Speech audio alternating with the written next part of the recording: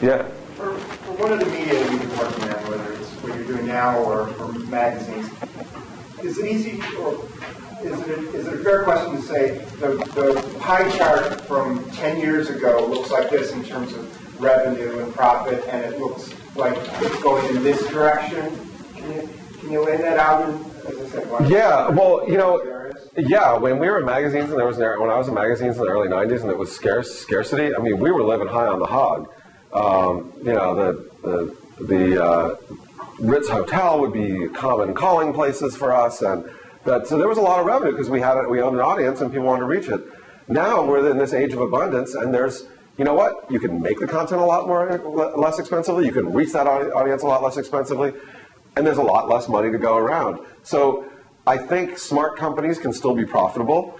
I still think there's a lot of money out there, but it's very diffused across a lot of different places, and that's why the people who still own a core audience can still make a lot of money on it. I mean, if I weren't doing this, if I were to think about the 3 or 4 sort of traditional media places that I would go to, I mean, HBO, NFL, MLB are, those are the folks who I think are doing such a good job because they own their brand, they have a core audience that pays them or is not going away, and they really are starting to get this new world. So, if I were to ever leave the startup world and go to a big media company, I'd be like, is there anybody at the NFL? Or, because that content you can't replicate elsewhere. So the stuff that you can basically, news, everyone's like, you know what? If I go out on Twitter and tell you that, that building's burning and I take a picture of it, nobody paid me for that, but that's just as newsworthy. And so the idea that people will pay a premium for news, I don't think so, because it's so easy to get out there.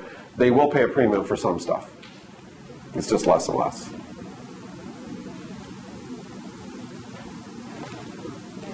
One last question. Just quick, back to metrics. Yep, totally.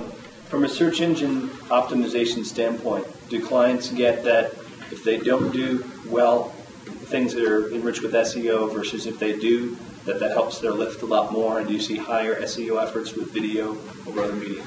Yeah, so that's a really good question. So I kind of break it out. I call the YouTube optimization YTO is something separate than search engine optimization SEO. Video. So in Google, there are like 200 attributes that they look at on a page to rank it. So to give you that page rank. So it's the links coming in. It's how much power do those sites have that are linking in. Lots of things. One of the new things that Google is tracking that is a big part of pages ranking higher is video. If you have video on your page, you are much more likely to rank on the first page of results. Forrester did a study where they did a double-blind test. They're like, you're 50 times more likely to be in the first page of search results if you have video on your page. That may have changed a little bit, but we still see over and over again that pages with video rank higher in Google's algorithms. So if you're building out a microsite, you should be putting video on it. I don't think Google can tell whether it's good video or not, but I would recommend putting up video that's actually useful and good as well. And we obviously can help with that at Revision3, and lots of other people can too. But so that's why, like, when sponsors come in and work with us and do a sponsorship stuff, I encourage them to think about taking the stuff that we do and putting it on their pages because it'll give their pages a lift as well.